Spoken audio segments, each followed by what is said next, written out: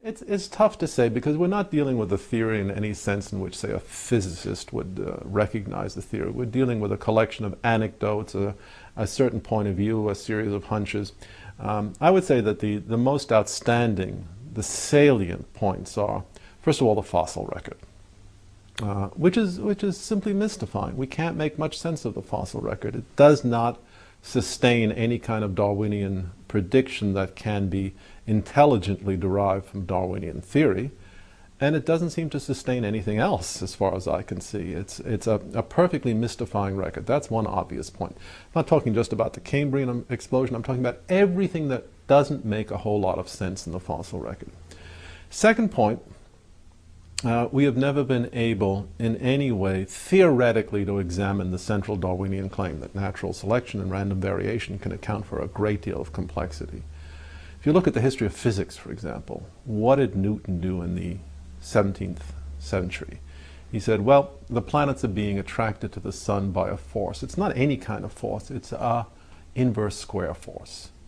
And then he went and showed that if you make that assumption, the result will be an orbit that conforms exactly to the observed orbit, say, of the Earth or of Mars. It will be a conic section. And then he proved the converse, that if it's a conic section, the planets must be attracted to a central source by an inverse square law.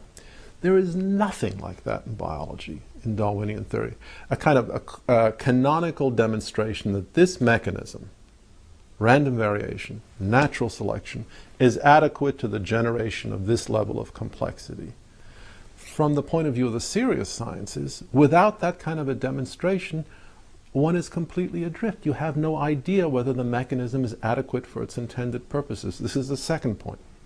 Third evidential piece of the puzzle. Look, you turn to the serious sciences, you turn to general relativity or quantum mechanics. I can program a computer with the equations of general relativity or with the equations of quantum mechanics, and I can say, all right, what are the consequences? I can actually see the consequences emerge in a simulation. We can't do any of this in biology, and that should prompt any reasonable person to ask, why not? If this is such a simple mechanism, which could easily be programmed on a computer, how come we can't set up a computer and create something of biological-like complexity? How come we cannot see the unfolding of an evolutionary process the way we can see the unfolding of an evolutionary process in physics? It's a very serious question. I've looked at all the genetic algorithms. I'm trying to write a genetic algorithm myself. And the sheer fact is, without a tremendous amount of very special manipulation and ad hoc constraints, the computer is not going to generate anything realistic if it uses Darwinian mechanisms, and it will generate something realistic only if it doesn't use Darwinian mechanisms. This is an important point.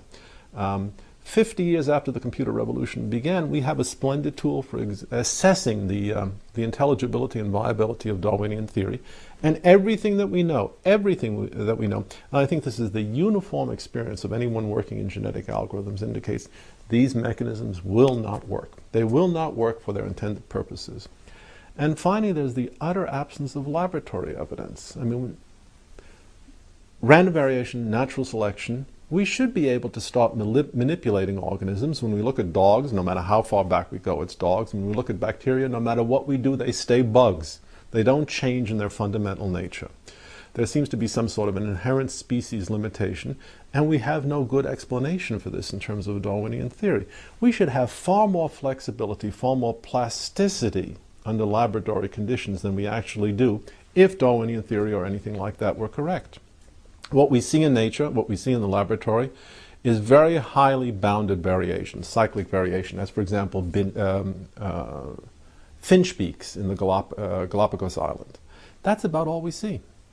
Small variations. Why is that if Darwinian theory is correct? These are evidentiary points that I think need to be stressed, need to be examined openly, honestly. And they never are, of course. Never are.